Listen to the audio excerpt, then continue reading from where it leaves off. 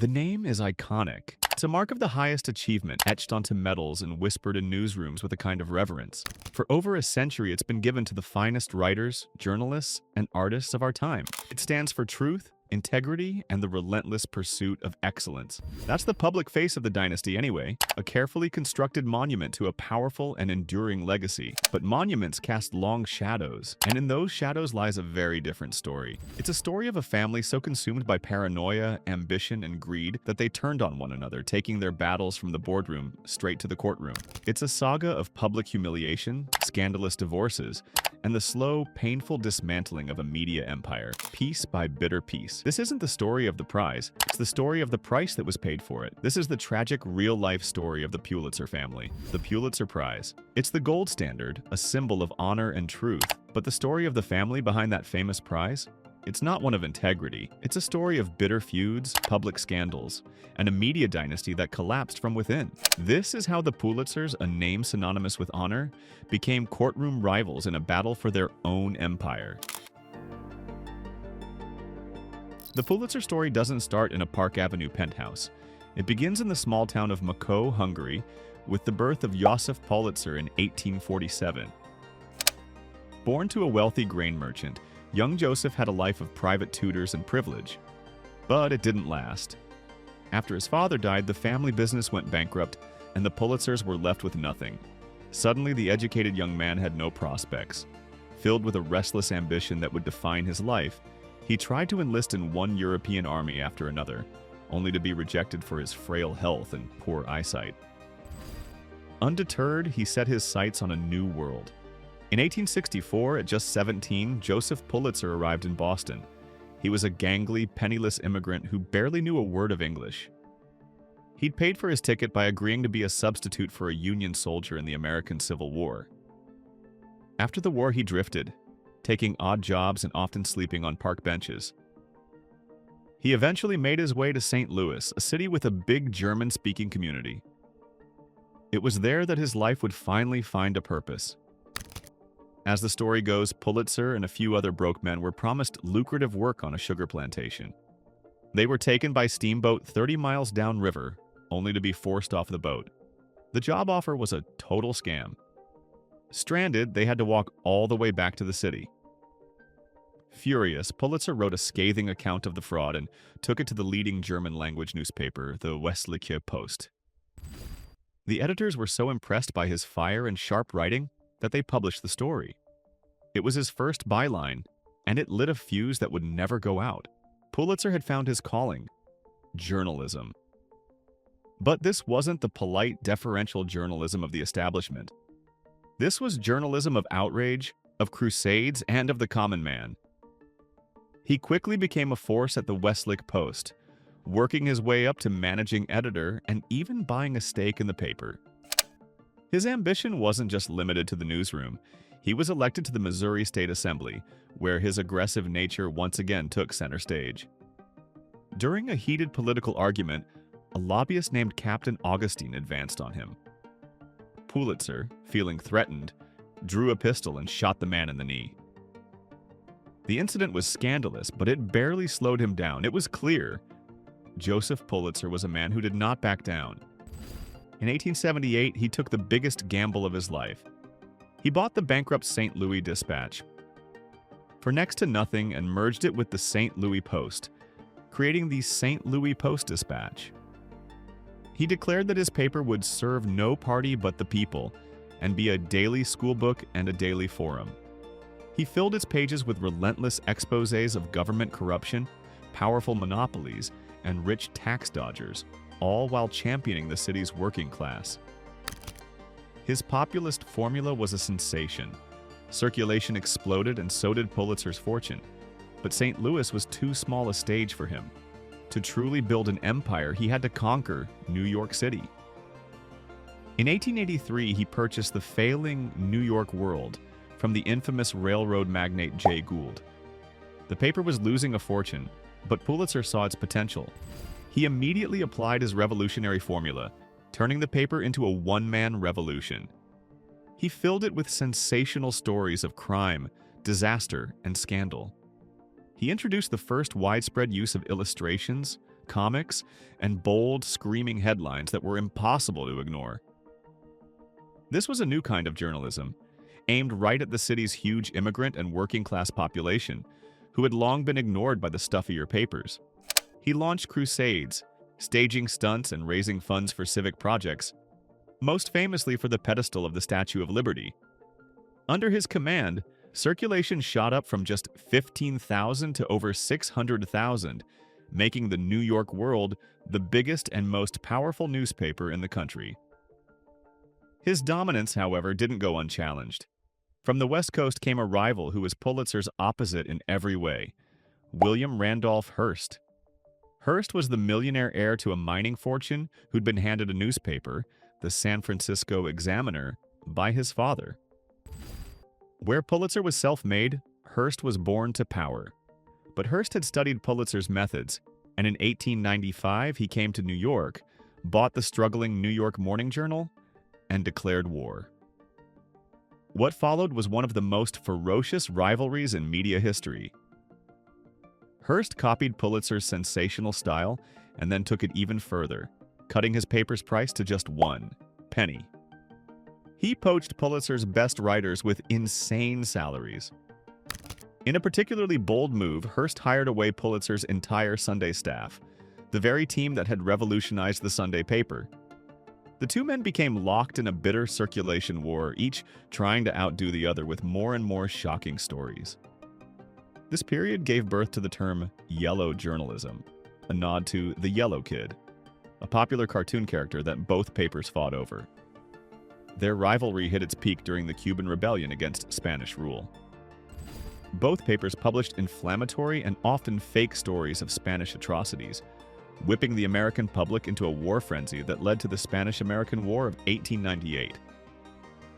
Pulitzer had reached the top of his profession. He was a kingmaker, a media titan who could sway public opinion and even push a nation into war. But his success came at a devastating personal cost. The relentless work and constant battles had shattered his health. He suffered from a nervous disorder that made him painfully sensitive to noise, forcing him to live in a bizarre, isolated world. He spent his final 2 decades as a recluse, directing his newspaper empire from a series of soundproofed vaults, one on his magnificent yacht, the Liberty, another in the Tower of Silence at his main estate, and a third in his New York mansion.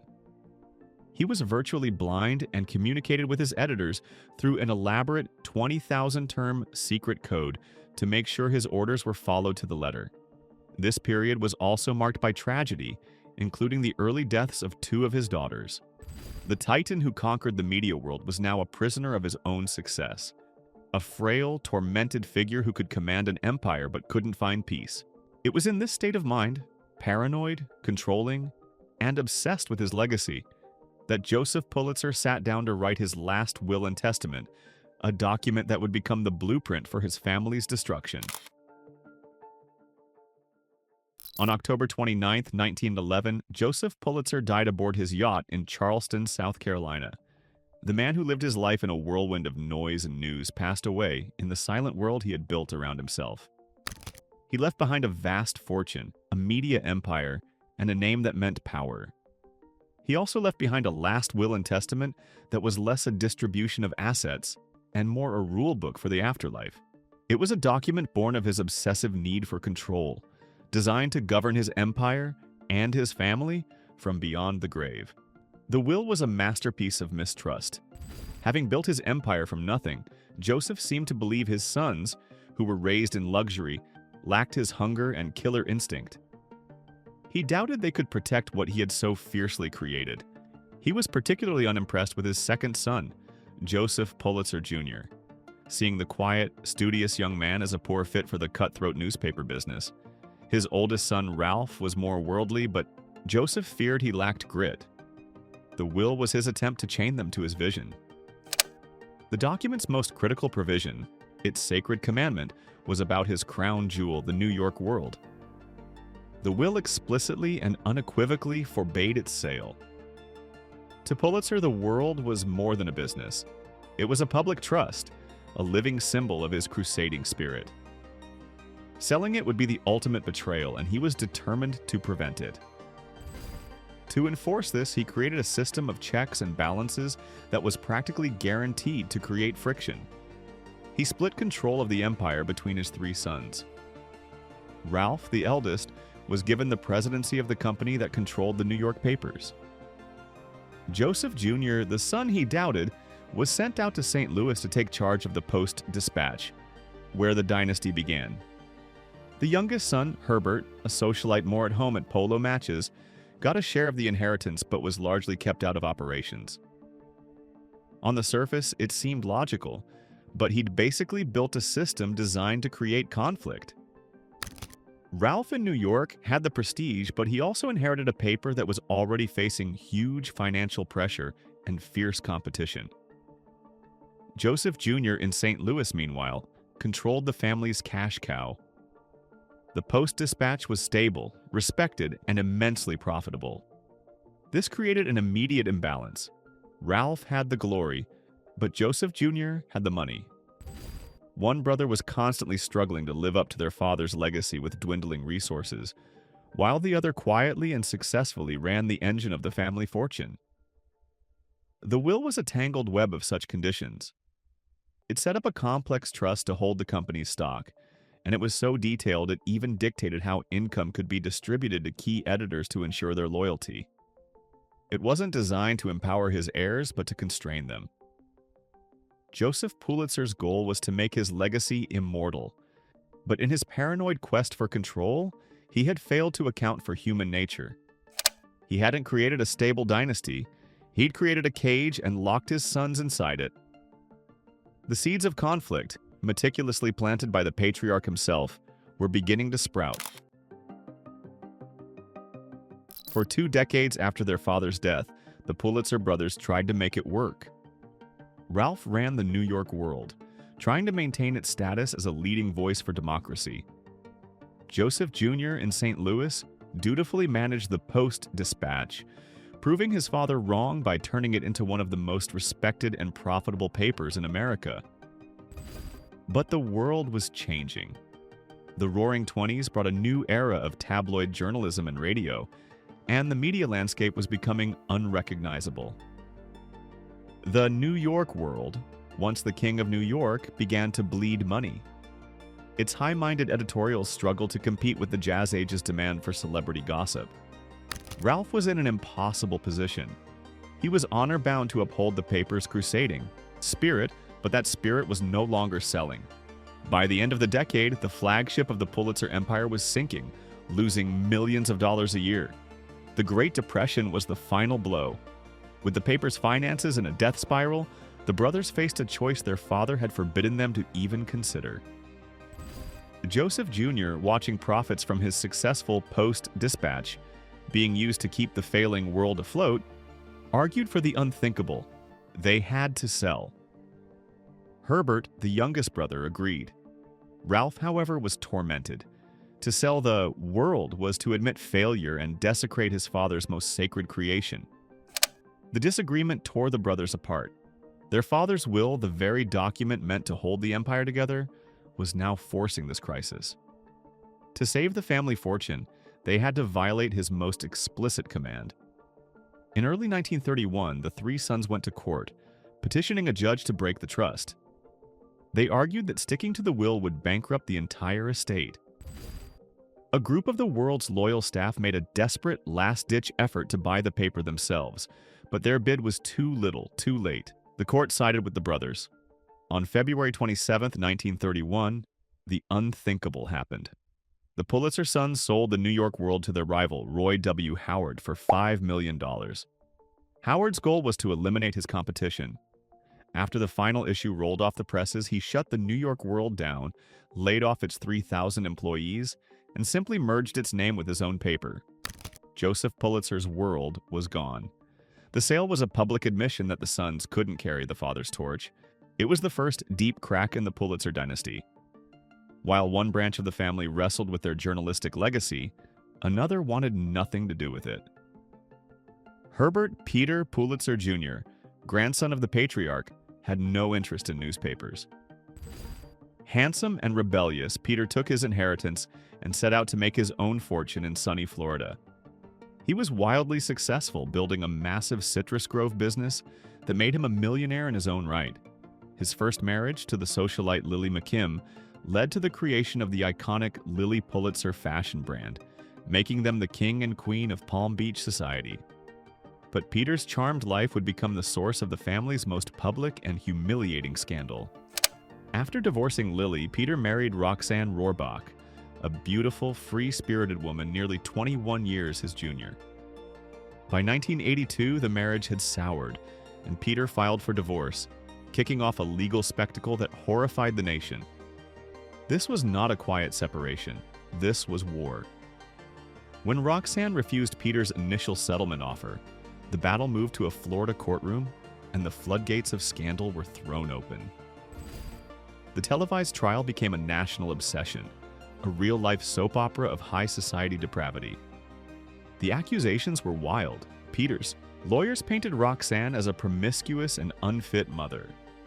Witness after witness testified about her alleged affairs, with a handyman, a baker, a race car driver, and even the socialite wife of the elderly Kleenex heir. They spoke of rampant cocaine use and decadent parties. Roxanne fought back with equally shocking claims. She accused Peter of having an incestuous relationship with his own daughter, Liza. The allegation was explosive, but it backfired. Liza took the stand, vehemently denied it, and then testified that it was Roxanne who had once propositioned her after they used cocaine together. The trial descended into a bizarre carnival. There was testimony about seances held in the Pulitzer bedroom and rituals involving a black cape and a trumpet. The press seized on that last detail. The New York Post ran the now infamous headline, "I slept with a trumpet," a quote falsely attributed to Roxanne that would forever define the scandal. She later posed with a trumpet on the cover of Playboy, but the damage was done. In the end, the judge ruled decisively in Peter's favor, granting him full custody of their twin sons. Roxanne walked away with almost nothing. The Pulitzer name, once a symbol of integrity, was now linked to one of the most salacious divorces in American history. But the story had one final, ironic twist. Decades later, Peter Pulitzer lost his fortune. An outbreak of citrus canker wiped out his orange groves, pushing his company toward bankruptcy.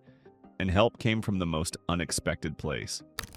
It was Roxanne's fifth husband, Tim Boberg, who bailed Peter out, guaranteeing his mortgage to keep the business afloat. The woman who had been cast out of Palm Beach society had, in the end, saved her ex-husband from financial ruin. Peter Pulitzer passed away in 2018 at the age of 87. As the dust settled on the Palm Beach scandal, another conflict was brewing. With the New York World long gone, the St. Louis Post-Dispatch was the last great pillar of the empire. For decades, it had been expertly managed by Joseph Pulitzer Jr. and then his son, Joseph Pulitzer III, who honored the patriarch's vision. But by the mid-1980s, the family had grown, and so had the divisions. The third and fourth generations were scattered and had very different views on their legacy. To some, like Joseph III, the Post-Dispatch was a sacred inheritance. To many of their cousins, it was just an underperforming asset. They saw a company with a stagnant stock price and believed selling was the only way to maximize their personal wealth. This disagreement, legacy versus profit, escalated into a bitter civil war. In 1986, the dispute erupted into a full-blown court battle. The name Pulitzer was once again splashed across headlines, not for journalistic crusades, but for a sordid family feud. Relatives became courtroom rivals, suing one another for control of the company their ancestor had founded. The fight was a mirror of the conflict that had doomed the New York World a half-century earlier, but this time it was even more venomous. The infighting that Joseph Pulitzer had tried to prevent in his will had come to pass. His descendants were no longer stewards of a great institution. They were litigants fighting over the spoils. The family was broken beyond repair. The bitter infighting of the 1980s left the Pulitzer family fractured. The court battles over the St. Louis Post-Dispatch had laid bare their irreconcilable differences. While a sale was avoided for a time, the writing was on the wall. The shared purpose that once bound the dynasty was gone. By the dawn of the 21st century, it was clear that no single heir was willing or able to run the company. The family that had once defined American journalism was officially getting out of the business. In 2005, the final chapter was written. Pulitzer Inc., the company that owned the St. Louis Post-Dispatch and 13 other newspapers, was sold to Lee Enterprises for $1.46 billion. After 127 years, the paper that Joseph Pulitzer had built from a bankrupt shell was no longer in the family's hands. The sale marked the definitive end of the Pulitzer media dynasty. The great name, once on the mastheads of the nation's most powerful newspapers, now belonged to a corporation. So, what's the ultimate irony in all of this? Joseph Pulitzer, in an act of supreme ego and PR genius, created the Pulitzer Prize in his will. He did it for two reasons: to elevate journalism and to cleanse his own reputation from the taint of yellow journalism. He wanted his name to be associated not with sensationalism and circulation wars, but with integrity, art, and public service. In this, he was more successful than he ever could have imagined. The prize endures as the most prestigious award in its field, a global symbol of excellence, but the media empire that funded it, the dynasty meant to be his living legacy, crumbled under the weight of his own controlling vision. The very will that established the prize also contained the seeds of his family's destruction. His demand that the world never be sold created the first great rift. His division of power created jealousy. His obsessive need to rule from the grave ensured his heirs would never be free to adapt or unite. They were just custodians of a tomb, and eventually they broke free. The story of the Pulitzer family is a profound cautionary tale about how a patriarch's ambition can cast a shadow so large that nothing can grow beneath it. The dynasty Joseph Pulitzer built is gone, dismantled by the very infighting he always feared. All that remains is the prize, an immortal name, detached from the flawed, tragic, and intensely human family that created it. If you were captivated by the story of the Pulitzer family's rise and fall, be sure to hit that like button and subscribe to our channel for more tales of powerful dynasties. And don't forget to ring the notification bell so you never miss an episode. We'd love to hear your thoughts in the comments below. From a penniless immigrant to a media titan, Joseph Pulitzer's life was the embodiment of the American dream. He built an empire on ink and ambition, changing journalism along the way. Yet the same fierce, controlling nature that allowed him to build that empire ultimately sowed the seeds of its destruction. His descendants, caught between honoring an impossible legacy and forging their own paths, were torn apart by the very name that had given them everything. The Pulitzer story is a timeless reminder that while a name can be etched in gold, a family's legacy is a far more fragile thing.